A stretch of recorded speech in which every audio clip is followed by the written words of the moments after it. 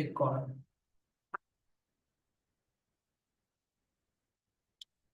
তাহলে আহ আগের দিন আমরা কি বললাম যে ফটোসিনথেসিসের জন্য তিন চারটা কন্ডিশন দরকার: sunlight, chlorophyll, carbon die oxide, water. তো তার দুটো এক্সপেরিমেন্ট আমাদের হয়েছিল। Experiment to show that sunlight is necessary for photosynthesis, এখন হচ্ছে experiment to show that carbon die oxide is necessary for photosynthesis. এটার একটা এক্সপেরিমেন্ট। তো সবার আগে ডিস্টার্চিফিকেশন কিন্তু করতেই হবে, ওটা তো কমন, আগের দিন আমি বলেছিলাম, ওটা বইতে লেখা নেই। ডিস্টার্চিফিকেশন মানে বই প্ল্যান্টটাকে কিন্তু 2 দিন অন্ধকার ঘরে রাখতেই হবে, যাতে আগে যে স্টার্চ গুলো ছিল ওগুলো যাতে শেষ হয়ে যায়। তাহলে তুমি এক্সপেরিমেন্টটা করার পরে আয়োডিন দিলা, তাও তুমি ব্লু ব্ল্যাক কালার পাচ্ছ, তাহলে তো প্রুফ হলো না। আগে ডিস্টার্চিফিকেশন করতে হবে। ঠিক আছে, ডিস্টার্চিফিকেশন করে এইরকম একটা, মনে করো গাছটা টবের মধ্যেই আছে, সাপোজ গাছটা টবের মধ্যেই আছে। তো এই গাছের একটা পাতা তুমি এরকম একটা জারের মধ্যে তুমি ঢুকিয়ে দিলাম। জারের যে মানে কর্কটা যে আছে, কর্কটাকে একটু ফুটো করে দিলাম, ফুটো করে ওইটা দিয়ে তুমি একটা পাতার ভিতরে ঢুকিয়ে দিলাম। আর কর্কটাকে পাতার চারিদিকে তুমি ভালো করে ভ্যাসলিন ট্যাসলিন এগুলো দিয়ে সিল করে দিলা, যাতে বাইরের থেকে এয়ার টেয়ার যাতে ঢুকতে না পারে। এবার এই জারের মধ্যে কি আছে? Potassium hydroxide solution. পটাশিয়াম মানে কে, হাইড্রোক্সাইড মানে OH, পটাশিয়াম হাইড্রোক্সাইড সলিউশন। অনেক সময় হয় কি, ক্যালসিয়াম হাইড্রোক্সাইডও ইউজ করে, CaOH, পটাশিয়াম হাইড্রোক্সাইড বা ক্যালসিয়াম হাইড্রোক্সাইডও ইউজ করে। ঠিক, চিন্তা করো না, একটা ভিতরে একটা সলিউশন নেওয়া পটাশিয়াম হাইড্রোক্সাইড নাম। এবার এই পটাশিয়াম হাইড্রোক্সাইড কি করে? জারের ভিতরে যত কার্বন ডাই অক্সাইড আছে, এই কার্বন ডাই অক্সাইডকে অ্যাবজর্ব করে দেয়। এই যে two absorb carbon die oxide হলো। এবার এই সেটআপটাকে তুমি 2 দিন সানলাইটের নিচে রেখে দিলাম। তাহলে বাইরের পার্টটা বলো তো, বাইরের পার্টটা কার্বন ডাই অক্সাইড পাবে কি পাবে না? বাইরের লিফের বাইরের পার্টটা বলো, পাবে, কারণ ওটা বাইরে আছে। কিন্তু লিফের ভেতরের পার্টটা কি কার্বন ডাই অক্সাইড পাবে? পাবে না। কেন? সব carbon die oxide potassium hydroxide absorb করে ফেলবে। এবার তুমি পাতাটাকে প্লাগ করে নিলা।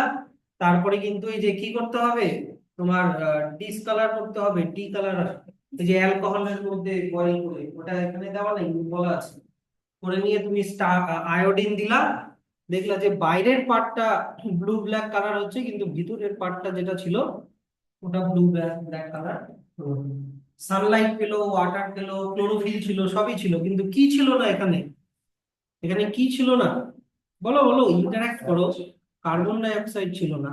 তাহলে এর থেকে কি প্রুফ হলো যে কার্বন ডাই অক্সাইড ছাড়া ফটোসিনথেসিস হয় না? এই তো কঠিন। কিন্তু পরীক্ষায় কোশ্চেন আসবে কি, এই ছবিটা দিয়ে দিবে, দিয়ে বলবে যে why potassium hydroxide is used in this experiment. এটা বানায় কিভাবে লিখবা? বানিয়ে কিভাবে লিখবা? কি লিখবা? হুম, এই যে এই পয়েন্টটা লিখতে হবে। এই যে এই পয়েন্টটা থেকে লিখতে হবে, 5 নম্বর পয়েন্টটা থেকে লিখতে হবে যে during this period the upper, মানে কি বলে যে does not get any carbon die oxide, this is because all the carbon dioxide of the air present in the glass bottle has been absorbed by potassium hydroxide solution. কি বুঝতে পারলা? তাহলে এই question লেখো, পেজ নাম্বার দাও, question লেখো যে explain the experiment to show experiment of carbon dioxide. Experiment of carbon dioxide হলো, CO2 লিখে দাও, CO2। হ্যাঁ, আর সেকেন্ড কোশ্চেন দেখো, why পটাশিয়াম হাইড্রোক্সাইড, ফর্মুলা দিয়ে লেখো তো, KOH, পরে বুঝতে পারবা। KOH is used in the experiment of carbon dioxide, in the experiment of carbon dioxide হলো। আমি স্টেপ বাই স্টেপ অত বোঝাচ্ছি না, ঠিক আছে? আচ্ছা, তাহলে এবার আবার এইদিকে তাকাও, চলে আসো। কার্বন ডাই অক্সাইডের সরি ফটোসিনথেসিসের ফর্মুলা কি ছিল? 6CO2 plus 6H2O will produce 1 glucose C6H12O6 plus 6 oxygen. এর আগের দিন তোমাদেরকে কেমিক্যাল রিঅ্যাকশন করিয়েছি। কেমিক্যাল রিঅ্যাকশনের এই দিকে যারা থাকে তাদেরকে যেন কি বলে? রিঅ্যাকট্যান্টস। আর এই দিকে যেগুলো থাকে ওদেরকে কি বলে? প্রোডাক্ট। তাহলে এখানে একটা কি লেখা আছে যে raw materials for photosynthesis or রিঅ্যাকট্যান্টস of photosynthesis কি? Carbon die oxide and water. কারণ এইদিকে কি কি আছে? কার্বন ডাই অক্সাইড আর ওয়াটার আছে। এবার কোয়েশ্চেনটা হচ্ছে যে এই কার্বন ডাই অক্সাইডটা এই তোমার লিফের মধ্যে ঢুকলো কি করে? আমরা জানি লিফের মধ্যে এরকম টাইনি টাইনি পোরস থাকে, যে পোর গুলোর নাম কি? স্টোমাটা। এই স্টোমাটা গুলো দুইটা কিডনি শেপ সেল দিয়ে ঘেরা থাকে। এই কিডনি শেপ সেল গুলোর নাম কি ছিল? Guard cell. তো ব্যাপারটা হচ্ছে স্যার, স্টোমাটা লিফের কোন সারফেসে থাকে? আপার সারফেসে থাকে না লোয়ার সারফেসে থাকে? লোয়ার সারফেসে থাকে। আপার সারফেসের উপরে অনেক সময় ধুলো জমে যায়, বা আপার সারফেসটা ডাইরেক্ট সানলাইট পায়, এবার বেশি সানলাইটে আবার ক্লোরোফিল নষ্ট হয়ে যেতে পারে। হ্যাঁ, নিচের সারফেসে স্টোমাটা থাকে। নিচে, উপরে অত থাকে না, নিচের সারফেসে স্টোমাটা থাকে। কিন্তু অ্যাকোয়াটিক প্ল্যান্ট গুলো স্যার, ধরে নাও লোটাস, লোটাসের তো লোয়ার সারফেসটা জলের জলের নিচে থাকে, তাহলে ওটা স্টোমাটা থাকলে তো হবে না, তাই ওদের আবার আপার সারফেসে স্টোমাটা। মোস্ট অফ দা প্ল্যান্টের ক্ষেত্রে লোয়ার সারফেস। তো এখানে আমরা দেখতে পাচ্ছি যে স্টোমাটাটা দেখো লেখা আছে ওপেন, আর এখানে আবার লেখা আছে স্টোমাটাটা ক্লোজ। তো ব্যাপারটা হচ্ছে যে এই স্টোমাটা ওপেন আর ক্লোজ কিভাবে হয়? জেনারেলি ডে টাইমে ওপেন থাকে আর নাইট টাইমে ক্লোজ হয়ে যায় জেনারেলি, কিন্তু দিনের বেলাতেও ক্লোজ থাকতেই পারে, ওটা কন্ডিশনের উপরে ডিপেন্ড করে। দিনের বেলা দেখা গেলো সারাদিনের ফটোসিনথেসিস হয়ে গেছে, আর দেখা গেলো খুব হট, স্টোমাটা ওপেন রাখলে কি হবে? ট্রান্সপিরেশন মনে আছে? জল বেরিয়ে যায় স্টোমাটা দিয়ে, ওয়াটার ভেপার বেরিয়ে যায়। তো যেদিন ট্রান্সপিরেশন, তো যেদিন খুব হট সেই দিন আবার স্টোমাটা দিনের বেলা বন্ধ থাকতে হবে। তো এই স্টোমাটাটা ওপেন আর ক্লোজ কিভাবে হয়? যে আশেপাশের যে তোমার সেলগুলো আছে, এই সেলগুলো থেকে ওয়াটার, এইদিকে দেখবা ওয়াটার যখন গার্ড সেলের মধ্যে ঢোকে, তখন গার্ড সেলটা এরকম ফুলে বেঁকে যায়, তখন স্টোমাটা ওপেন হয়ে যায়। আর গার্ড সেল থেকে যখন জল বেরিয়ে যায় তখন গার্ড সেল গুলো শ্রিঙ্ক হয়ে এরকম সোজা হয়ে যায়, তখন আবার স্টোমাটা ক্লোজ হয়ে যায়। অসমোসিস ক্লাস 9 এ পড়েছিল যে অসমোসিস, অসমোসিস প্রসেসে। তাহলে এটা এখান থেকে পড়বা যে the opening and closing of stomata, opening and closing of stomata pores is controlled by the guard cell. When water flows into the guard cell, they swell, become curved, and cause the pore to open. On the other hand, when the guard cell lose water, they shrink, become straight, and close the stomatal pore.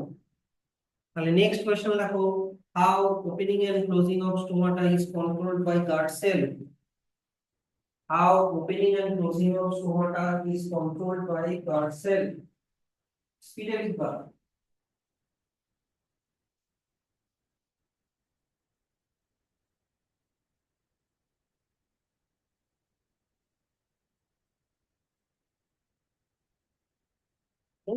হয়েছে?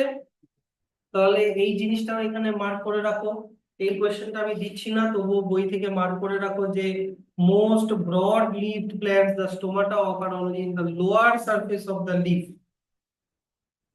লিফের নিচের সারফেসে থাকে, পেয়েছো? হুম, এটা একটা লাইনের মাঝখান থেকে, এই যে এখান থেকে লেখা আছে প্লিজ নোট দ্যাট, একটা প্লিজ নোট দ্যাট খুঁজে বার করো, তাহলেই পাবা। আগে দেখে নাও একটু, আগে দেখো আমি কি বুঝাতে চাইছি শোনো। ব্রড লিফ প্ল্যান্ট মানে এই যে এরকম হবে, কিন্তু তুমি পাইন গাছের পাতাগুলো দেখেছো? পাইন গাছের পাতাগুলো সরু সরু কাঁটার মতো বা স্পাইনের মতো হয়, তাই কি না? ওদের তো পাতাগুলো ছড়ানো না, ওদের পাতাগুলো এরকম নিডলের মতো, এরকম এইরকম নিডলের মতো।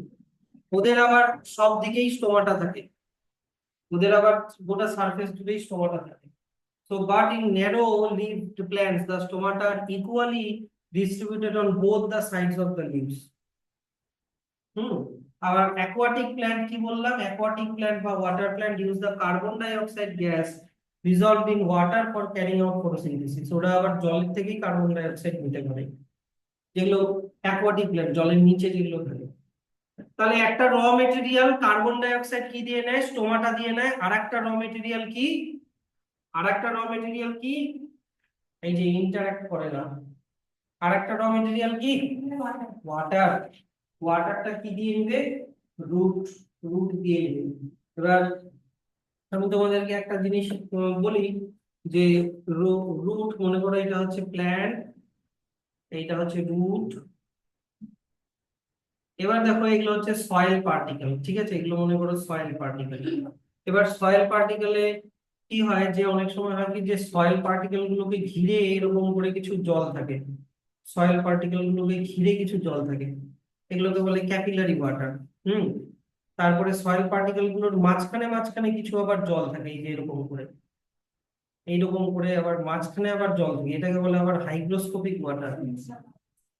দেখো বলছি কি, যে সয়েল পার্টিকেল গুলোর চারিদিকে এরকম কিছু জলের একটা লেয়ার থাকে। তোমরা সারফেস টেনশন করেছো কোথাও ফিজিক্স টিজিক্সে? তুমি গ্লাসে করে জল খেলে, জল খাওয়ার পরে কি গ্লাসের গায়ে একটু জল লেগে থাকে না? থাকে। ওটা সারফেস টেনশনের জন্য লেগে থাকে। তো এটা মানে অন্য এলিমেন্টের পার্টিকেল নিজেদেরকে অ্যাট্রাক্ট করে, এই সারফেস টেনশন বলে, কোহেশন অ্যাডহেশন। যাই হোক, এটাকে বলা হয় ক্যাপিলারি ওয়াটার, এটাকে বলা হয় ক্যাপিলারি ওয়াটার।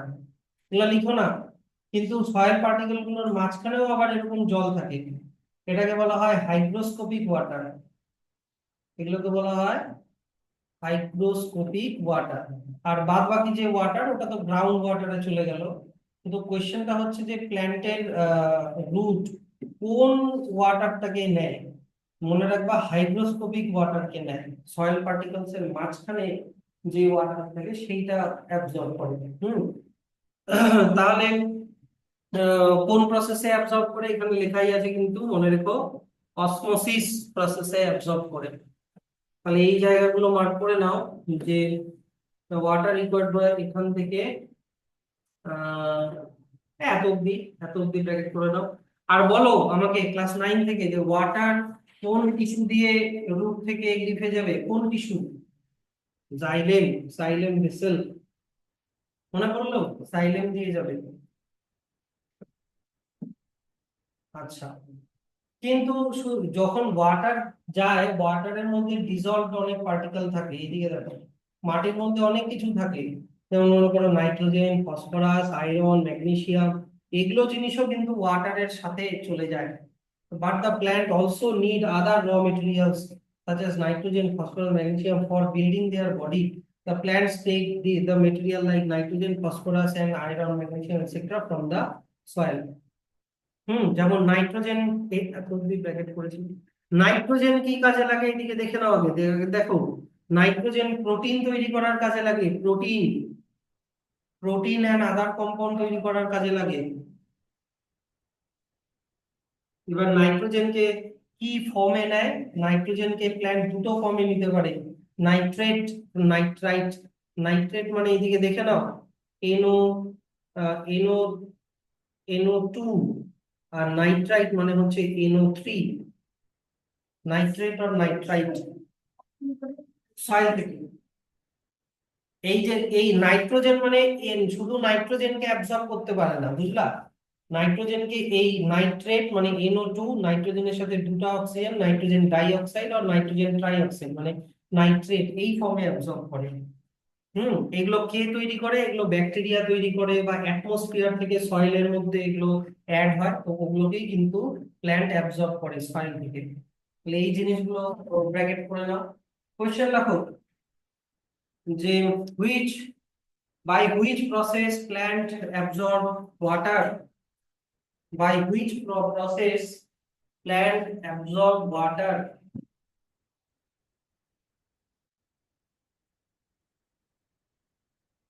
হুম সেকেন্ড কোশ্চেন লেখো, পেজ নাম্বার মেনটেন করো কিন্তু। সেকেন্ড কোশ্চেন লেখো যে name some elements, name some elements which are necessary or which are required, যা কিছু লেখো। Name some elements which are required for the growth of the plant.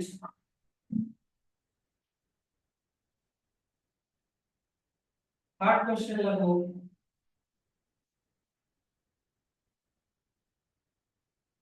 what is the importance of nitrogen? What is the importance of nitrogen in plants? In plants, and in which form it is taken? And in which form it is taken? কোন form বলবা? Nitrate or nitrites, inorganic salts or nitrates or nitrites। তাহলে এবার চলে আসি site of photosynthesis. Site of photosynthesis, এইদিকে দেখো একটা জিনিস, আমি যদি একটা এদিকে আমি যদি একটা লিফ নেই, এই লিফটাকে যদি আমি এইরকম ভাবে যদি কেটে দিই, লিফটাকে যদি আমি এরকম ভাবে কেটে দিই, তাহলে কাট পোর্শনটাতে আমি লিফের একটু থিকনেস পাবো, এই যে এই থিকনেসটা পাবো, হ্যাঁ কি না? এই থিকনেস, এই সারফেসটাকে যদি আমরা এরকম বড় করে দেখি মাইক্রোস্কোপের নিচে, তাহলে এই যে এরকম স্ট্রাকচার দেখতে পাবো মাইক্রোস্কোপের নিচে। যে দেখবো যে এর একটা আপার আপার এপিডার্মিস আছে। ক্লাস 9 এগুলো পড়েছিলাম আমরা। হ্যাঁ বলো। হ্যাঁ হ্যাঁ হ্যাঁ। ও আচ্ছা আচ্ছা আচ্ছা আচ্ছা। হুম, আচ্ছা আচ্ছা আচ্ছা।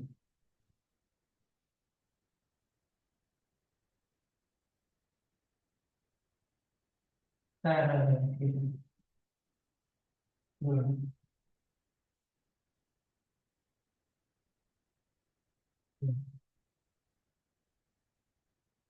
হুম। ঠিক আছে, তুমি কথা বলে ডেট ডেট ফিক্স করে দাও, হ্যাঁ।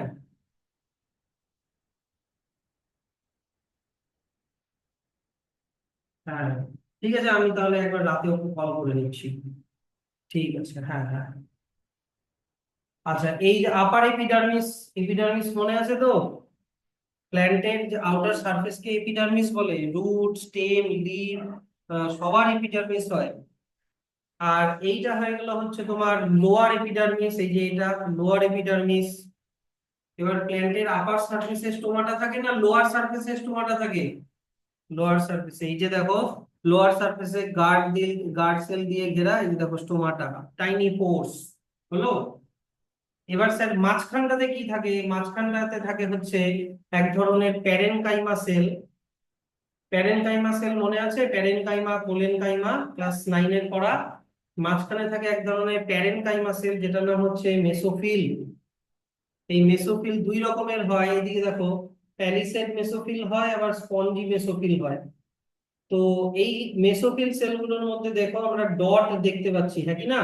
এই ডট গুলোই হচ্ছে ক্লোরোফিল, বা যার মধ্যে আছে ক্লোরোপ্লাস্ট। দেখো গার্ড সেলের মধ্যেও কিন্তু একটু ক্লোরোপ্লাস্ট আছে, হ্যাঁ কি না? গার্ড সেলও কিন্তু ফটোসিনথেসিস করতে পারে। তাহলে এই জায়গাটাই হচ্ছে কি পড়ছি আমরা? Site of photosynthesis. Site of photosynthesis, যেটা হচ্ছে ক্লোরোপ্লাস্ট। তাহলে তোমাকে যদি জিজ্ঞাসা করে যে হোয়ার ফটোসিনথেসিস টেকস প্লেস, তুমি বলবা যে in chloroplast of mesophyll cells of leaf, green leaf. বুঝলা? তো ক্লোরোপ্লাস্ট তো এই এই জিনিসগুলো ছোট ছোট জিনিস, ব্র্যাকেট করে আন্ডারলাইন করে রাখো, chloroplast of green plant, in other words the site of photosynthesis is in a cell of leaf আর ক্লোরোপ্লাস্ট।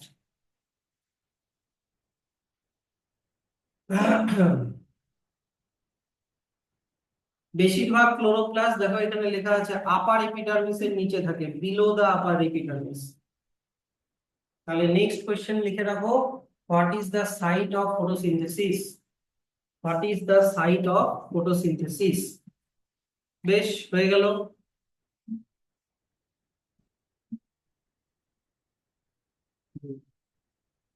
নেক্সট চলে আসি যে আহ, এগুলো লাগবে না। হ্যাঁ, প্ল্যান্টের নিউট্রিশন মোটামুটি শেষ, প্ল্যান্টের নিউট্রিশন এখানে শেষ।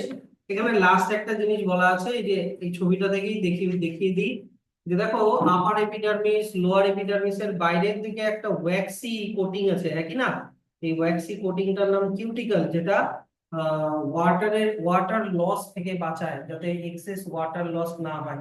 এটা লাস্ট লাইনে লেখা আছে কিন্তু, হ্যাঁ, এই যে এই প্যারাগ্রাফের লাস্ট লাইনে লেখা আছে যে there is a thin waxy protective layer called cuticle above and below the leaf, below a leaf, which helps to reduce the loss of water from the leaf। এগুলো ক্লাস 9 এর পড়া। হুম,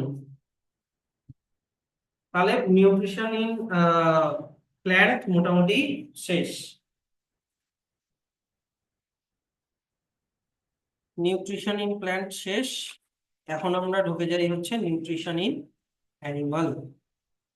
নিউট্রিশন ইন অ্যানিমাল, হ্যাঁ, animal অটোট্রফ না হেটেরোট্রফ? হেটেরোট্রফ, এই লাইনটা underline করো যে animals আর হেটেরোট্রফস। Then মানে কি, they depend on other organisms for their food. এবার হেটেরোট্রফ আবার দুই রকমের হয়, সরি তিন রকমের হয়।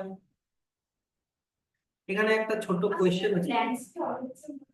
হুম, সব লিভিং থিংসই তো অর্গানিজম। আচ্ছা স্যার, কোন প্ল্যান্ট কি হেটেরোট্রফস হতে পারে না? কোন প্ল্যান্ট কি হেটেরোট্রফস হতে পারে না? হ্যাঁ, কিছু non green plants which cannot make their own food by photosynthesis also obtain their food from other plant and animals। যেমন example east plant is one such example। East হচ্ছে এক ধরনের ফাঙ্গাস। আবার এই যে ছবিটা দেখতে পাচ্ছো, ছবিটাতে একটা ইনসেক্টিভোরাস প্ল্যান্টের ছবি দেওয়া আছে, যে এই ছবিটা হচ্ছে ভেনাস ফ্লাইট্র্যাপের ছবি। ভেনাস ফ্লাইট্র্যাপ এ হচ্ছে ইনসেক্ট কে খায়। এই যে যখনই ওর উপরে কোনো ইনসেক্ট এসে বসে, ওর মধ্যে সেনসিটিভ সেল আছে, তখনই এর এই পার্টটা এরকম ভাবে বন্ধ হয়ে যায়, আর ইনসেক্টের ভেতরে যা ডাইজেস্টিভ মানে সরি নিউট্রিটিভ জুস আছে ওগুলোকে অ্যাবজর্ব করে খেয়ে নেয়। স্যার আমি তো দেখতে পাচ্ছি, হ্যাঁ, অ্যানিমালটার মানে যে ডাইজেস্টেবল পার্ট গুলো অ্যাবজর্ব করে নেয়, আর আনডাইজেস্টেবল পার্ট যদি মনে করো ওই যে ওর মানে গাছে বডির বাইরের দিকে যে খোলসটা, ওগুলাও মানে পরে যখন এটা খুলে ওখান থেকে পড়ে যাবে। আর একটা জিনিস বলো যে স্যার, এইখানে যে ভেনাস ফ্লাইট্র্যাপের ছবিটা দেখতে পাচ্ছি, এর কালারটা কি? রেড না ব্লু না গ্রিন না ইয়েলো, কি রেড কালারটা দেখে কি মনে হচ্ছে? বইয়ের ছবি দেখে বলো, একটু জোরে বলবে বাবা। তোমার কি মনে হচ্ছে বলো না? গ্রিন? কোন দিক থেকে তোমার ব্লু মনে হচ্ছে? আমি এই প্ল্যান্টটার কালারটা বলছি। তাহলে স্যার গ্রিন, না গ্রিন তো তার মানে তো এর মধ্যে ক্লোরোফিল আছে, তাহলে স্যার এই এই হেটেরোট্রফ কেন বলবো? ব্যাপারটা হচ্ছে এই ফটোসিনথেসিসও করতে পারে, আবার ইনসেক্টও খায়, তাই অটোট্রফও হবে হেটেরোট্রফও হবে দুটাই। তারপর লেখা আছে even the plants can eat insects, for example the pitcher plant and the Venus flytrap আর the two plants which eat insects. তাহলে হেটেরোট্রফস, হেটেরোট্রফস হেটেরোট্রপিক নিউট্রিশন আবার তিন রকমের হয়। যারা ডাইরেক্ট গাছ খায় তারা হয়ে গেল হার্বিভোর, যারা হার্বিভোরকে খায় তারা হয়ে গেল কার্নিভোর, আর যারা প্ল্যান্ট আর অ্যানিমাল দুটোই খায় তারা হয়ে গেল অমনিভোর, যেমন রুমেন। পারবা তো? হার্বিভোর কি বললাম? হার্বিভোর কি বললাম? যারা ডাইরেক্ট প্ল্যান্ট খায়, এক্সাম্পল গরু, ছাগল। তাহলে এরা হয়ে গেল হার্বিভোর। বেশি এক্সপ্লেনেশনে গেলাম না। আচ্ছা, সেকেন্ড চলে আসা হচ্ছে, কোথায় গেল? কার্নিভোর, যারা হচ্ছে অন্য অ্যানিমালকে খায়, অন্য হার্বিভোর বা কার্নিভোরকে খায় তারা কার্নিভোর। আর অমনিভোর হচ্ছে যারা প্ল্যান্ট আর অ্যানিমাল দুটোকেই খায়। আচ্ছা, তাহলে কোয়েশ্চেন লেখো এবার। কোয়েশ্চেন কি লাস্ট কোনটা লিখলাম? হ্যাঁ, কোয়েশ্চেন লেখো, give some examples of plants which are heterotrophs. Give some examples of plants which are heterotrophs.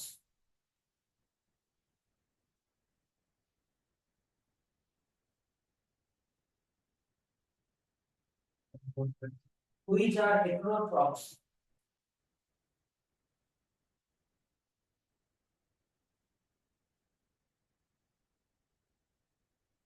লিখলাম। তারপরে লেখো, what are herbivores, carnivores and omnivores? Give examples.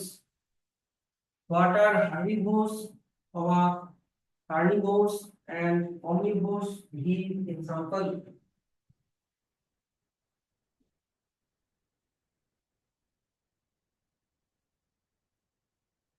লিখলাম। উইথ এক্সাম্পল দিয়ে এক্সপ্লেন করো কিন্তু, হ্যাঁ। সোজা সোজা জিনিস, সেগুলো তাড়াতাড়ি পাল্টায় নিতে হবে। নেক্সট,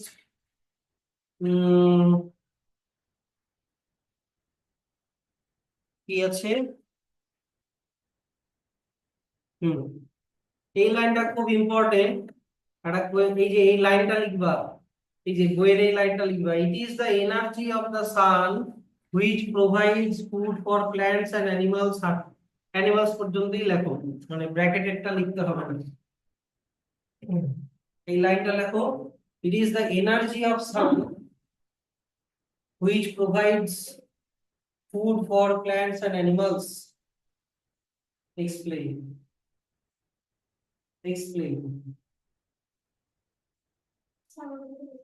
আগে ওই লাইনটা লেখো, এই যে এই লাইনটা, it is the energy of San.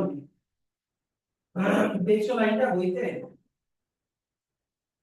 which provides food for plants and animals, ব্র্যাকেটেডটা লিখতে হবে না, দিয়ে একটা ড্যাশ দিয়ে লেখো এক্সপ্লেইন।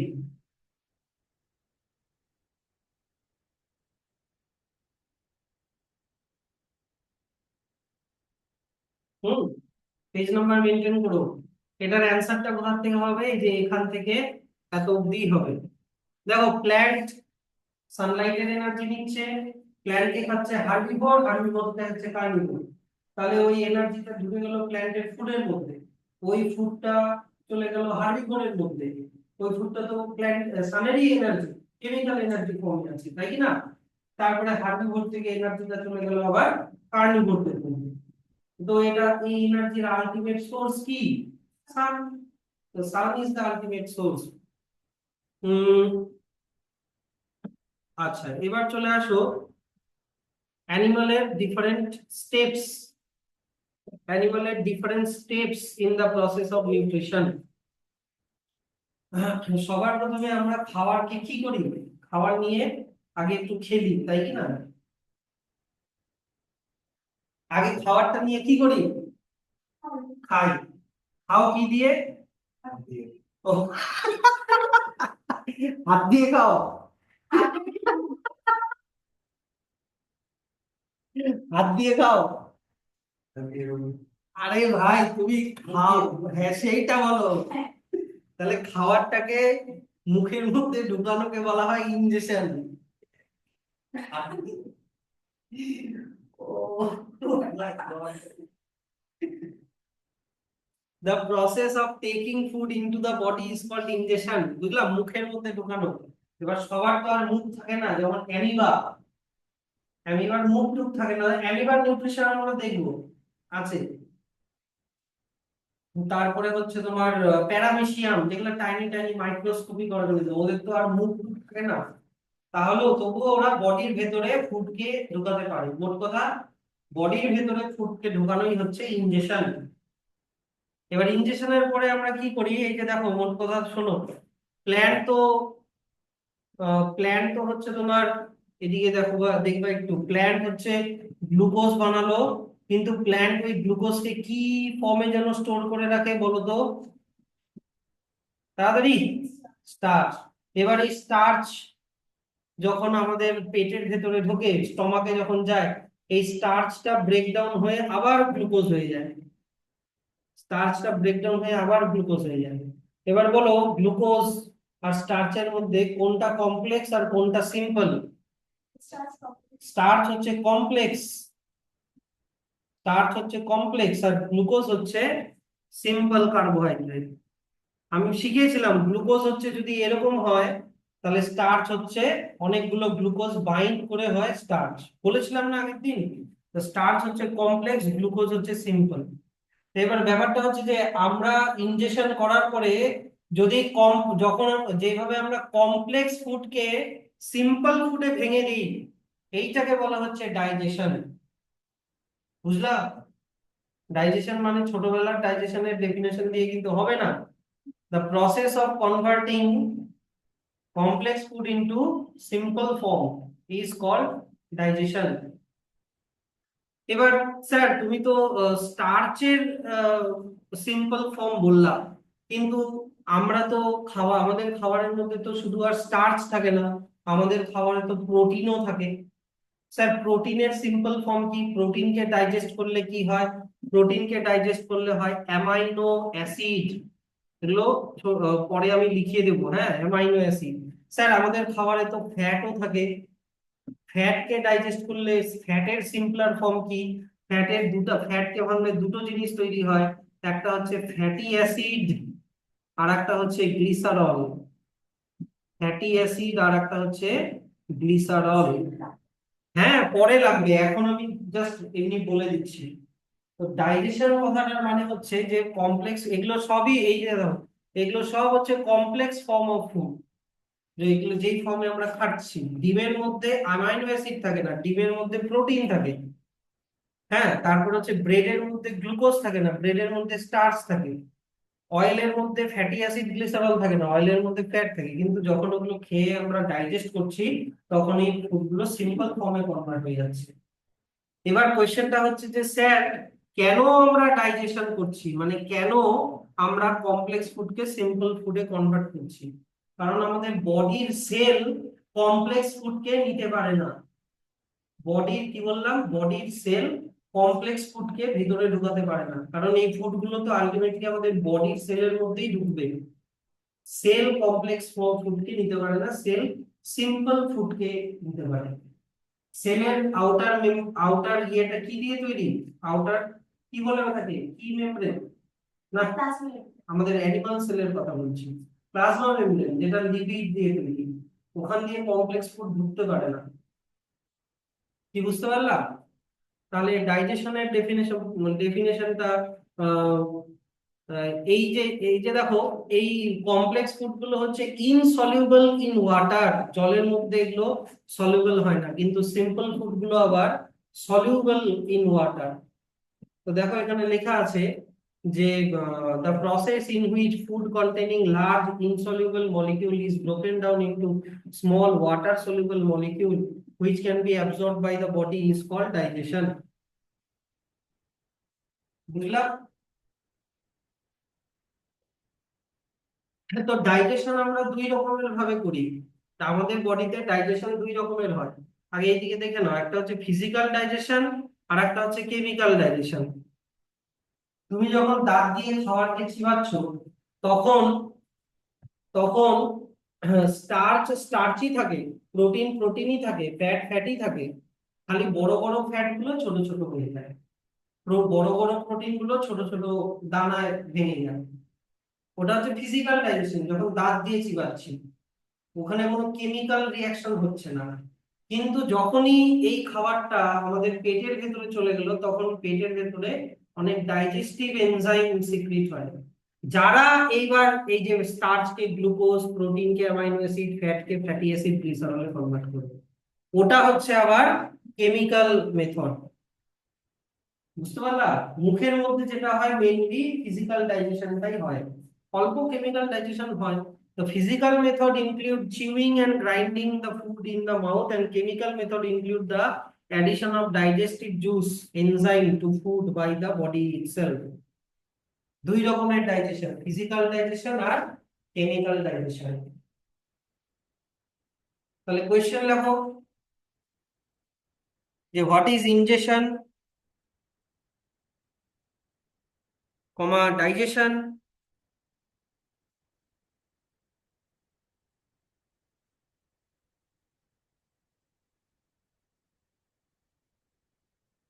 কমা, কমাটা দিয়ে ছেড়ে দাও, আরো আছে। আচ্ছা, এবার দেখো একটা জিনিস বলি, আমাদের পেটের ভেতরে ফুডটা ডাইজেস্ট হলো, বুঝলাম।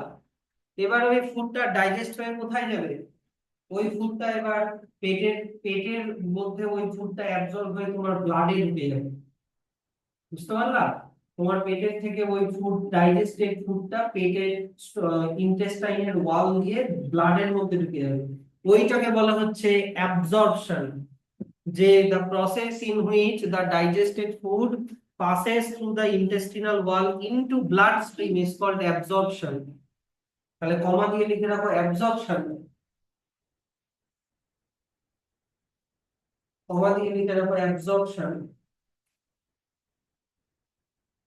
বুঝলাম? স্যার এবার ব্লাডের মধ্যে তো ফুডটা ঢুকে গেল, ব্লাড এই ফুডটাকে নিয়ে কোথায় যাবে? ব্লাড এই ফুডটাকে নিয়ে তোমার গোটা বডিতে যত সেল আছে, ব্রেনের সেল, চোখের সেল, যত জায়গায় যত সেল আছে সব সেলে সাপ্লাই করবে। এবার প্রতিটা সেলের মধ্যে ওই ফুড গুলো ঢুকে যাবে। সেলের ভিতরে যখন ফুড ঢুকে যাচ্ছে ওইটাকে বলে হচ্ছে অ্যাসিমিলেশন। এই যে দেখো লেখা আছে, the process in which the absorbed food is taken by the body cell and used for energy, growth and repair is called assimilation. তা আমাদের বডির সেলগুলো এই ফুড দিয়ে কি করবে? ফুড দিয়ে এনার্জি বানাবে, এই ফুড দিয়ে গ্রো হবে, আমাদের বডি গ্রোথ হবে, কোথাও কেটে গেলে রিপেয়ার হবে, তাই না? তাহলে প্রথমে খাবারটা খেলাম, ইনজেকশন, ওটাকে কমপ্লেক্স থেকে সিম্পল করলাম, ডাইজেশন, তারপর ওটা ব্লাডের মধ্যে অ্যাবজর্ব করলাম, অ্যাবজর্পশন, ব্লাড ওটাকে গোটা বডি সেলের মধ্যে ঢুকিয়ে দিল, অ্যাসিমিলেশন। সেল এবার এই ফুডটাকে আমাদের এনার্জি, গ্রোথ, রিপেয়ার এগুলোর জন্য ইউজ করবে। তাহলে লাস্ট কমা দিয়ে লিখে রাখো অ্যাসিমিলেশন। পারবা তো? কোনো কোয়েশ্চেন?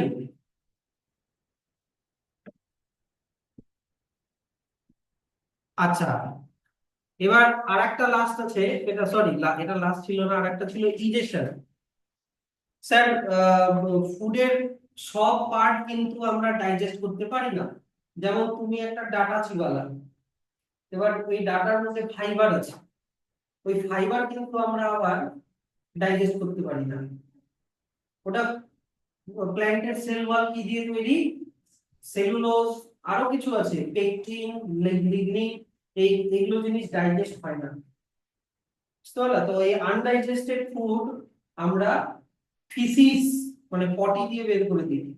আনডাইজেস্টেড ফুডকে বের করে দেওয়াকে বলা হয় ইজেশন। তাহলে the process in which undigested food is removed from the body is called digestion.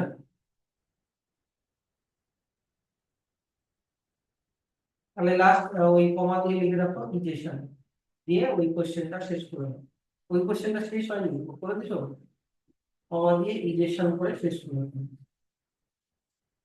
আমি কিন্তু আহ, আহ, প্রত্যেকবারই এই কোশ্চেনটা খুব দেখি, which of the following is the correct sequence of process of nutrition in animal?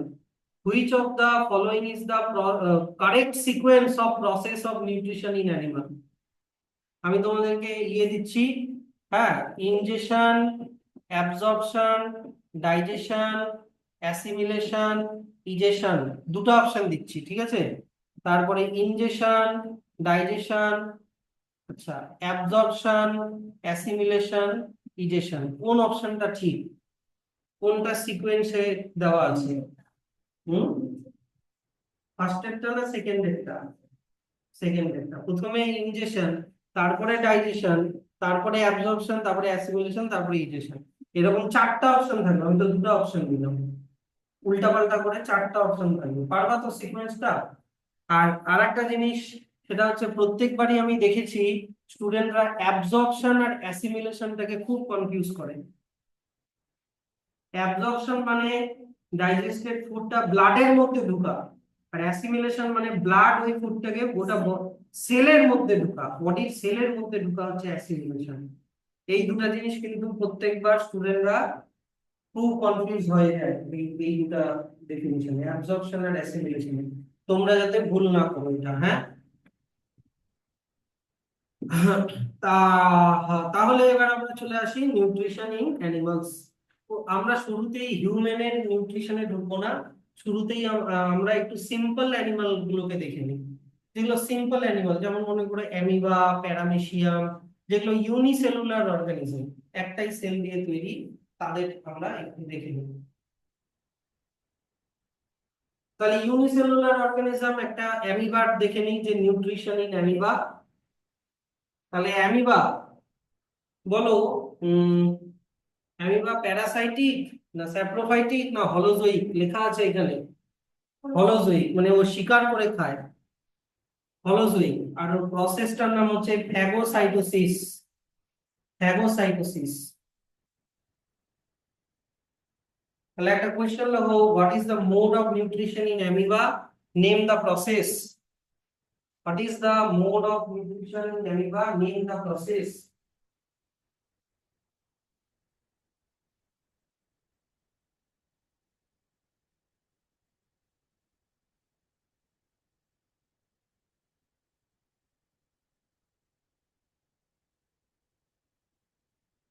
Mode of nutrition holozoic, আর প্রসেসের নাম হচ্ছে ফ্যাগোসাইটোসিস। হলোজোয়িক কিন্তু হেটারোট্রফিক নিউট্রিশনের মধ্যেই পড়ে। তো অ্যামিবার তোমার হচ্ছে খুবই ইজি ওদের ভাবে হয়। শুরুতে একটা ছবি দিয়ে দিই, মনে করো এটা একটা অ্যামিবা। এই অ্যামিবাটার আশেপাশে এরকম একটা ফুড মনে করো ঘোরাফেরা করছে, মনে করো অন্য কোনো একটা ব্যাকটেরিয়া বা কিছু একটা বা অ্যালগি ওর চারিদিকে ঘোরাফেরা করছে। তো অ্যামিবা ওটাকে সেন্স করবে, সেন্স করে কি করবে অ্যামিবা, অ্যামিবার বাইরের দিকের মেমব্রেনটা অ্যামিবা এরকম করে ফোল্ড করতে পারে, বুঝলা? এরকম করে ফোল্ড করতে পারে, যেটাকে কি বলা হয়? সিউডোপোডিয়া। সিউডোপোডিয়া বলা হয়। অ্যামিবা কি করবে, যে যখনই ও কোনো ফুডকে সেন্স করবে, অ্যামিবা কিভাবে সিউডোপোডিয়া বানায় জানো? এইদিকে শোনো, ওর ভেতরে যে সাইটোপ্লাজমটা আছে, সাইটোপ্লাজমটাকে এইদিকে মুভ করায়, এরকম ভাবে সাইটোপ্লাজমকে মুভ করায়। যখন এই দিক থেকে সাইটোপ্লাজম এখানে ঢুকবে, এই দিকে আবার সাইটোপ্লাজম একটু কমে যাবে, এই দিকে আবার কমে যাবে, বুঝতে পারলা? এরকম করে সাইটোপ্লাজমের মুভমেন্ট করে ও সিউডোপোডিয়া এরকম করে বানায়।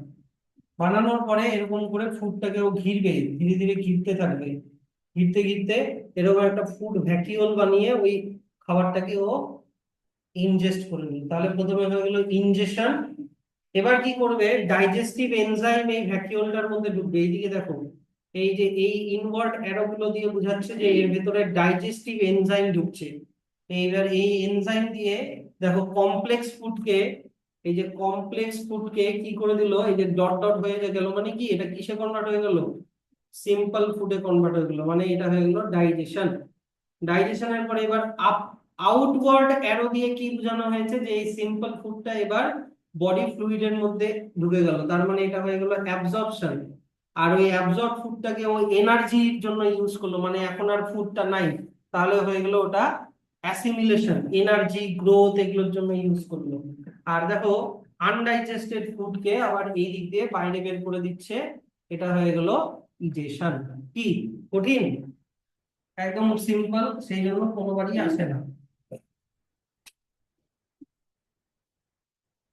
ঠিক আছে, তাই এই এটা কোয়েশ্চেনটা লিখে রাখো যে shortly describe the process of nutrition in amoeba with level diagram.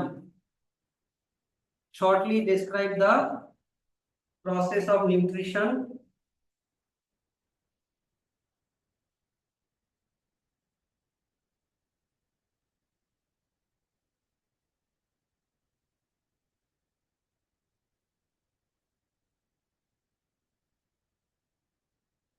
in amoeba with labeled diagram. Amoeba nutrition,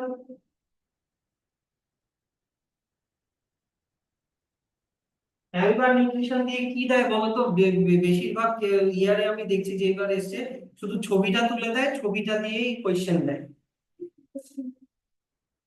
name the part, যে কোন পার্ট দিয়ে অ্যামিবা ইনজেকশন করে, তোমাকে বলতে হবে সিউডোপোডিয়া, বুঝতে পারলা এরকম।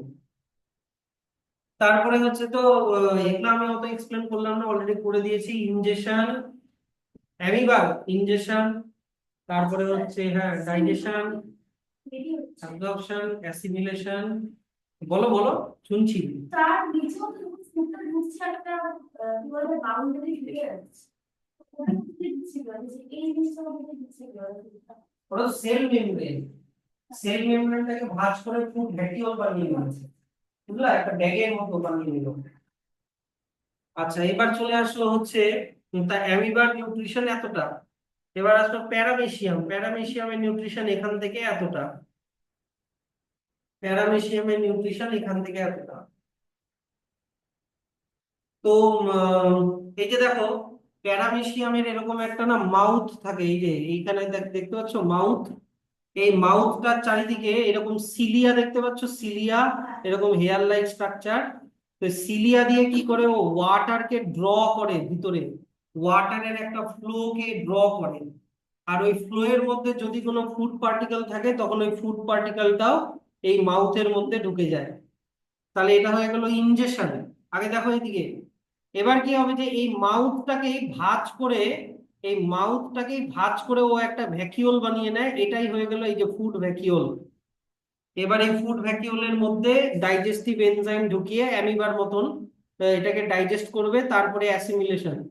আর এই মাউথ দিয়েই আবার আনডাইজেস্টেড ফুডকে বাইরে বের করে দিবে, মানে হচ্ছে ইজেশন। বুঝলা জিনিসটা? তো প্যারামেসিয়ামের মোড অফ নিউট্রিশন খুবই ইজি। তোমাদেরকে দুটো ভিডিও দেখাই দিই তাহলে। ভিডিওটা যদিও রেকর্ডের মধ্যে আসবে না, কারণ আমি ওইটা, আচ্ছা শেয়ারে যাই তো দেখি। আসবে আসবে, দাঁড়াও ম্যাক্সিমাম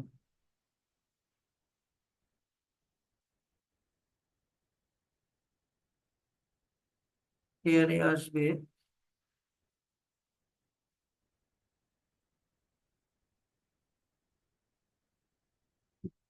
কোথায় গেল গুগলটা, এই তো। হুম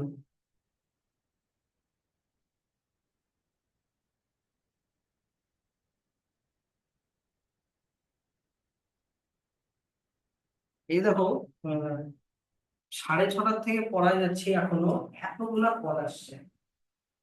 তো এতগুলা যদি কল রিসিভ করি, আমি পড়াবো কখন, কথা বলবো না পড়াবো, একটাও কল রিসিভ করবো না। আচ্ছা যাই হোক, কি বললাম যে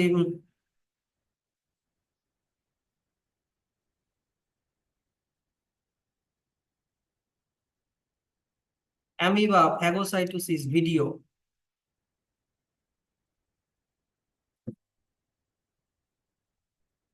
হ্যাঁ, এই যে এই ভিডিওটা ভালোই আছে। সিউডোপোডিয়া ফর্ম করে শর্টস। আর এই যে দেখো সিউডোপোডিয়া ফর্ম করে, এই যে দেখো ফুড ভ্যাকিউল হয়ে গেল, ওটা এখন ধরছে বেড়াকে। এবার হয়ে গেল ডিনার অ্যামিবা। আর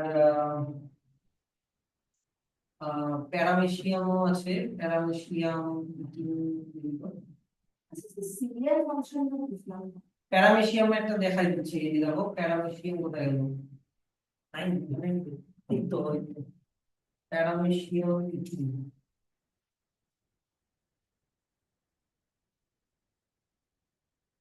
ওই না, এই যে এই ভিডিওটা খুব ভালো আছে দেখবা। এটা 3D তো, মাউথ তোমাদের বইতে মাউথটা যেমন সাইডে ছিল, এই যে এটা হচ্ছে ওর মাউথ। এই যে এখানে দেখো যে ওয়াটারের ফ্লো হচ্ছে দেখতে পাচ্ছ, ওটা সিলিয়া দিয়ে হচ্ছে। এই যে সিলিয়া গুলো দেখা যাচ্ছে, ওই সিলিয়া গুলো খুবই মাইক্রোস্কোপিক, হয়তো অত দেখা যায় না। এই যে দেখো এখানে সিলিয়া গুলো নড়ছে, এখানেও সিলিয়া আছে, গোটা বডি জুড়েই সিলিয়া আছে। এই সিলিয়া গুলো নাড়িয়ে নাড়িয়ে ওয়াটারের মুভমেন্ট করায় ভিতরে। আর যত ফুড পার্টিকেল আছে দেখো, এই যে ভ্যাকুয়ামটা বড় হয়ে এই যে দেখো এই যে আলাদা হয়ে গেল ভ্যাকুয়ামটা, এই ব্যাটা আবার এটা এসে ধাক্কা মারে। যাই হোক, বুঝতে পারলা ঘটনাটা কি? বুঝতে পারলাম না। কি জিনিস বলছি? এই যে সিলিয়া মুভমেন্ট করে, সিলিয়ার মুভমেন্টটা অত ভালো দেখা যাচ্ছে না, মুভমেন্ট করে জলটা যে ভিতরের দিকে ঢুকছে দেখতে পাচ্ছ কি? আচ্ছা, এবার এই জলের মধ্যে ফুড আছে, ঠিক। এবার দেখো এই যে ভ্যাকুয়ামটা ধীরে ধীরে সাইজে বড় হচ্ছে, যত জল ঢুকছে ভ্যাকুয়ামটা ধীরে ধীরে বড় হচ্ছে। এবার ভ্যাকুয়ামটা যখন একটু জল দিয়ে বা ফুড দিয়ে ভরে যাবে, ভ্যাকুয়ামটা এখান থেকে ডিট্যাচ হয়ে ভিতরে ঢুকে যাবে। দেখবে এই যে এই এই যে ঢুকে যাবে, বুঝলা? তারপরে আরেকটা ভ্যাকুয়াম তৈরি হয়ে যাচ্ছে কিন্তু নতুন করে। এনিওয়ে, এটা হচ্ছে প্যারামিশিয়ামের ও, আর ওই মাউথ দিয়েই ও আবার ইনজেকশনও করে, মানে আনডাইজেস্টেড ফুডকে বাইরে বের করে দেয়। হুম।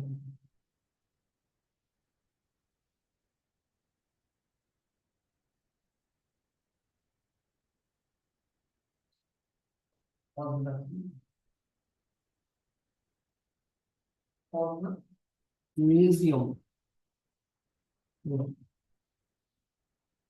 তাহলে এবার আমরা চলে আসলে হচ্ছে nutrition in complex multicellular organisms.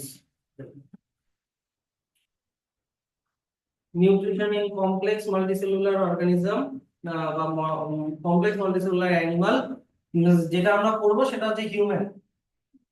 আরো অনেক আছে এমনি কমপ্লেক্স, সবার মোটামুটি একই, যে হিউম্যান, গ্রাসহপার, ফিশ, ফ্রগ, সব মোটামুটি একই। আজকে আমি যেটা করব সেটা হচ্ছে হিউম্যানের ডাইজেস্টিভ সিস্টেমটা, এই যে এই ডাইজেস্টিভ সিস্টেমটা খালি স্ট্রাকচারটা খালি বুঝাবো। আর পরের দিন গোটা ফাংশনটা, কোন অর্গানের কি ফাংশন, গোটাটা আমি পরে বুঝিয়ে দেবো। হ্যাঁ, হ্যালো, হ্যালো, আমি পরে ফোন করছি। হ্যাঁ, আমি তোমার আছি তো, আমি একটু পরেই ফোন করছি। ঠিক আছে, চলো।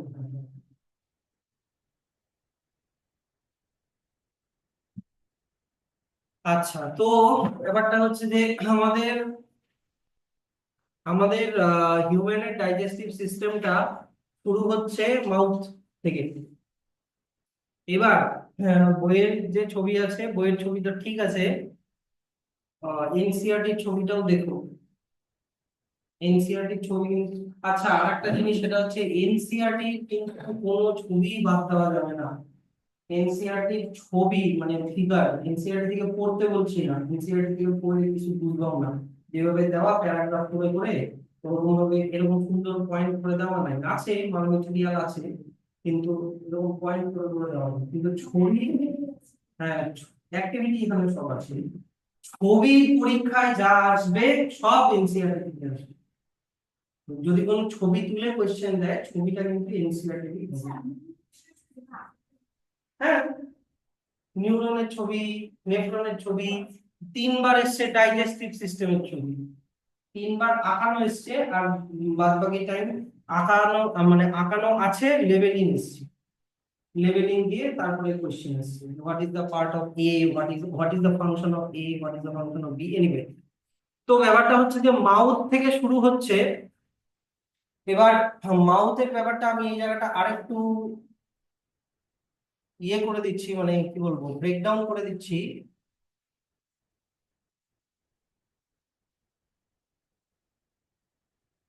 যে এইটা হচ্ছে আমাদের মাউথ ক্যাভিটি আর বাক্কাল ক্যাভিটি, মাউথ ক্যাভিটি আর বাক্কাল ক্যাভিটি, এই যে লেখা লেখা আছে বাক্কাল ক্যাভিটি।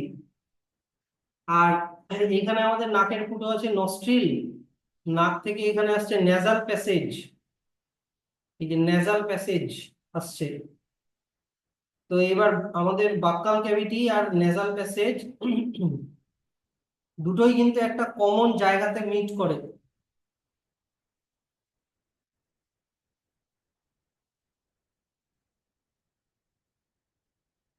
দুটোই একটা কমন জায়গাতে মিট করে, কমন জায়গাটার নাম হচ্ছে ফ্যারিংস। এই কমন জায়গাটার নাম হচ্ছে ফ্যারিংস। সেই জন্য আমাদের নাক বন্ধ হয়ে গেলেও আমরা মুখ দিয়েও নিঃশ্বাস নিতে পারি। এই যে সামনের দিকে যেটা আমি ড্র করলাম, এটা খুব মোস্ট সিম্পলিফাইড পিকচার। হ্যাঁ, অ্যাকচুয়াল অ্যারেঞ্জমেন্ট কিন্তু এরকম থাকে না, এটা বোঝানোর জন্য। এইটা হচ্ছে উইন্ড পাইপ। এটা হচ্ছে উইন্ড পাইপ অর ট্র্যাকিয়া, যেখান দিয়ে তোমার ইনহেলড এয়ার, মানে অক্সিজেন যেটা, সে তুমি নাক দিয়ে নাও আর তুমি মুখ দিয়ে নাও, যেটা দিয়ে নাও ওটা উইন্ড পাইপে ঢুকে গেল। উইন্ড পাইপে ঢুকে গেল, যেটা চলে যাবে লাংসে। এটা আলাদা বিষয়। হুম, এদিকে দেখো। তো সেই জন্য যেহেতু আমাদের নেজাল প্যাসেজ আর মাউথ ক্যাভিটি দুটো কমন যায় রিজিয়ন হচ্ছে ফ্যারিংস, সেই জন্য আমরা মুখ দিয়েও নিঃশ্বাস নিতে পারি, কারণ আলটিমেটলি ওই এয়ারটা তোমার উইন্ড পাইপেই যাবে। Anyway, that is not our concern, because we are studying digestive system, not breathing system. Breathing system আছে ওই রেসপিরেশনের ওখানে, ঠিক আছে। এইটা হচ্ছে আমাদের ফুড পাইপ। ওইটা ছিল উইন্ড পাইপ, এটা হয়ে গেল, sorry, food pipe or oesophagus. এই যে এটা ফুড পাইপ অর ইসোফেগাস। তো এখানে শুধু ফুড পাইপটাই ড্র করা, উইন্ড পাইপটা কিন্তু ড্র করা নাই। বোঝানোর জন্য আমি এটাও ড্র করে দিলাম। তো হয় কি যে এই যে জায়গাটা আছে, এই জায়গাটা একটা এরকম ছোট্ট, এরকম একটা ইয়ে থাকে, একটা ফ্ল্যাপের মতো ঢাকনা থাকে, যেটাকে বলে গ্লটিস। তো আমরা যখন খাবার খাই তখন গ্লটিসটা এই উইন্ড পাইপটাকে বন্ধ করে দেয়, যাতে খাবার আমাদের উইন্ড পাইপে না ঢুকে যায়। উইন্ড পাইপে ঢুকে গেলে কি হবে, আমাদের শ্বাস আটকে যাবে, তাই কি না? খাবার যদি উইন্ড পাইপে ঢুকে যায় তাহলে তো আমাদের কাশি টাশি চলে আসে। তো এটা ওই গ্লটিস, যে ফ্ল্যাপের মতো যে জায়গাটা, এটা গ্লটিস, এটা আটকায়, গ্লটিস। তো যখন আমরা খাবারটাকে গিলছি তখন গ্লটিস উইন্ড পাইপটাকে বন্ধ করে রাখে, যাতে খাবারটা ফুড পাইপেই যায়। বুঝতে পারলাম এটুকুনি? আচ্ছা, নেক্সট তাহলে এগুলো ডাইজেস্টিভ সিস্টেমের পার্ট না, কিন্তু জানা দরকার। আরে, এনিওয়ে, এবার মাউথের মধ্যে কি কি আছে? মাউথের মধ্যে তোমার একটা হয়ে গেল এই টাং। টাংটা এই দিকটাতে লেগে থাকবে, এটা হয়ে গেল টাং। আর two sets of teeth, lower jaw and upper jaw. অনেক রকমের আমাদের তিন চার রকমের টিথ থাকে, মোলার, প্রিমোলার, তারপরে হচ্ছে ইনসিজার, ক্যানাইন। ওগুলো নেই যদিও। তো এখানে টিথ হয়ে গেল। হ্যাঁ, আর থাকবে হচ্ছে তোমার, লেভেল এইটাই ঠিক আছে। তো অত কিছু লাগবে না, না আমি পড়াচ্ছি তাই বলে দিচ্ছি, রেকর্ডের তো থাকছেই।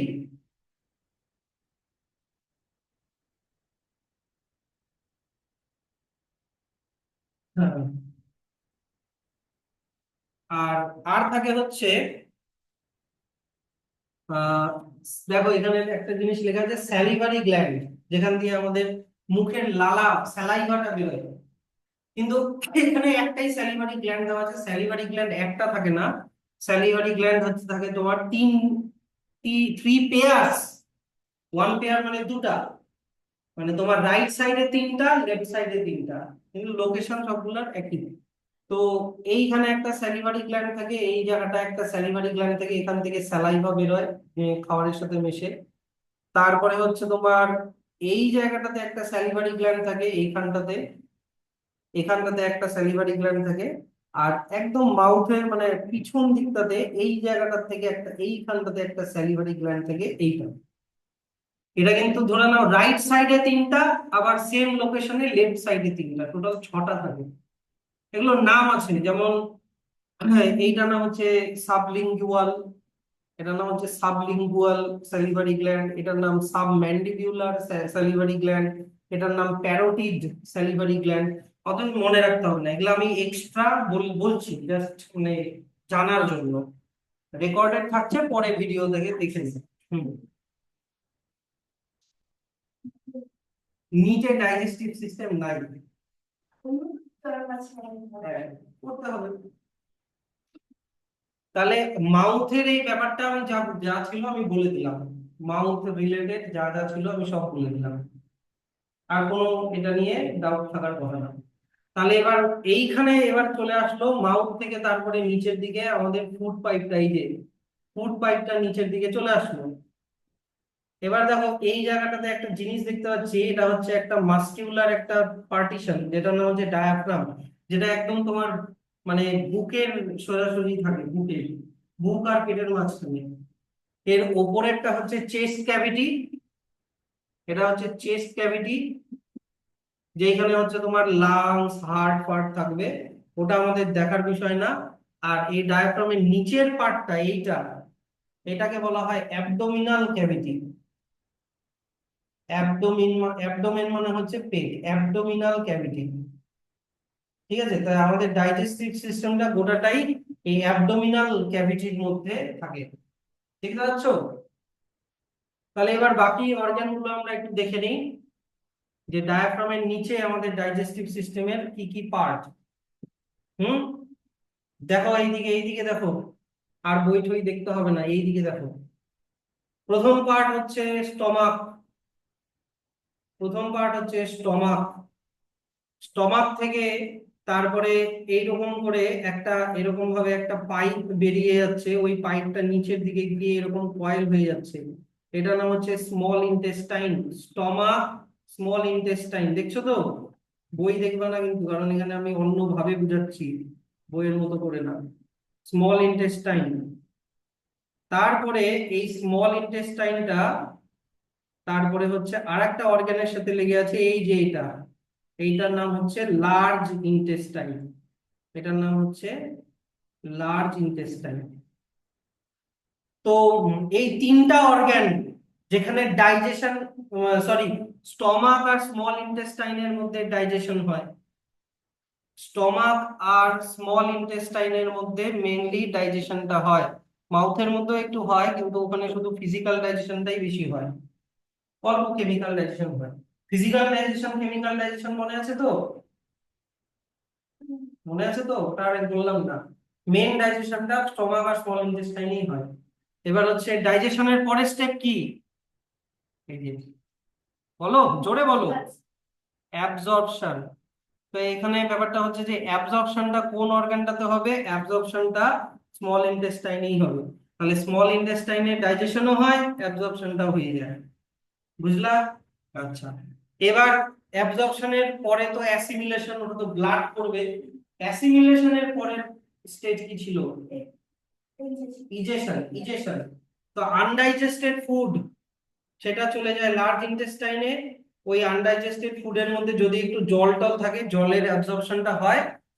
তারপরে এটা একটা সেমি সলিড, আনডাইজেস্টেড ফুডটা একটা সেমি সলিড হয়ে এই যে এই জায়গাটায় চলে আসে, এইটার নাম হচ্ছে রেকটাম, যেখানে গিয়ে ফিসিস বা পটি গুলো গিয়ে জমা হয়। আর তারপরে এটা ফিল হয়ে গেলে অ্যানাস, এই যে অ্যানাস দিয়ে আমরা আনডাইজেস্টেড ফুডকে in the form of faeces বাইরে বের করে দিই। ক্লিয়ার? হয় নাই? হয় নাই? এর সাথে লেগে আছে কতগুলো গ্ল্যান্ড। এক নাম্বার গ্ল্যান্ড যেটা, সেটা হচ্ছে লিভার। লিভার হচ্ছে আমাদের ডাইজেস্টিভ সিস্টেম, যেগুলো ব্লু দিয়ে করছি এখন। তাই একটা ছিল মাউথে ছিল স্যালিভারি গ্ল্যান্ড, একটা হচ্ছে লিভার। লিভারও হচ্ছে একটা গ্ল্যান্ড, যা দেখো যেটা আমাদের এই যে স্মল ইন্টেস্টাইন যেখানে আছে, এই যে এখান থেকে এই জায়গাটায় লিভারটা, এই যে এইখানে কানেক্টেড আছে, এই যে এইভাবে কানেক্টেড আছে লিভার। লিভারের মধ্যে একটা জিনিস তৈরি হয়, যেটা নাম হচ্ছে বাইল, বাইল জুস। যেই বাইল জুসটা লিভারের নিচে একটা গ্ল্যান্ড থাকে, গল ব্লাডার, এই গল ব্লাডারের মধ্যে স্টোর হয়। তারপরে যখন ডাইজেশনের দরকার পড়ে তখন গল ব্লাডারটা এরকম বেলুনের মতো চিপসায়, আর এই বাইল জুসটা এসে এই যে যখন খাবারটা এখান থেকে যাবে খাবারের সাথে বাইল জুসটা মিশে যায়। বাইল জুসের ফাংশন পরের দিন বলবো, ফাংশন গুলো পরের দিন বলবো, আজকে শুধু লোকেশন বলে দিচ্ছি। সেকেন্ড যে গ্ল্যান্ড, সরি থার্ড গ্ল্যান্ড, 1 নম্বর গ্ল্যান্ড ছিল স্যালিভারি গ্ল্যান্ড, 2 নম্বর ছিল লিভার। থার্ড যে গ্ল্যান্ডটা সেটা হচ্ছে প্যানক্রিয়াস।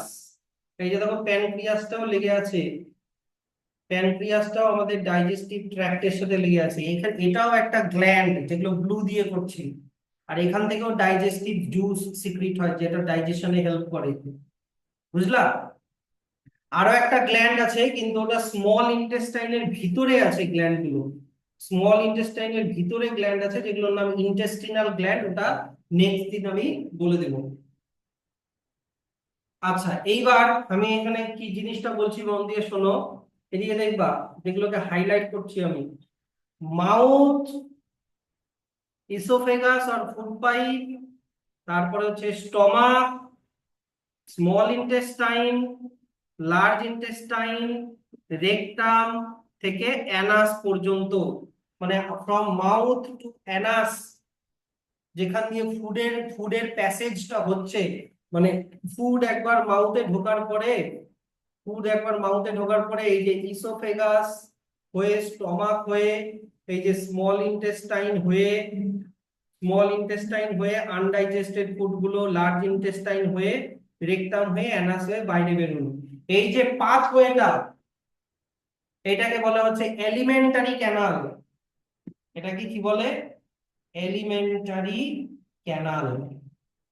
আর এই এলিমেন্টারি ক্যানালের সাথে লেগে আছে তোমার হচ্ছে তিনটা গ্ল্যান্ড, এক হচ্ছে স্যালিভারি গ্ল্যান্ড, এক হচ্ছে লিভার, আর এক হচ্ছে প্যানক্রিয়াস। এগুলো কিন্তু ও ও এগুলোর মধ্যে কিন্তু খাবার ঢোকে না, স্যালিভারি গ্ল্যান্ডের মধ্যে খাবার ঢোকে না, লিভারের মধ্যে খাবার ঢোকে না, প্যানক্রিয়াসের মধ্যে খাবার ঢোকে না, ওখান থেকে শুধু ডাইজেস্টিভ জুস বা ডাইজেস্টিভ এনজাইম এগুলো এই তিনটা গ্ল্যান্ড, ডাইজেস্টিভ গ্ল্যান্ড। আর এলিমেন্টারি ক্যানালের মধ্যে দিয়ে শুধু খাবারটা যাবে, গ্ল্যান্ডের মধ্যে খাবার ঢুকবে না, কিন্তু গ্ল্যান্ড থেকে শুধু জিনিস সিক্রিট হবে।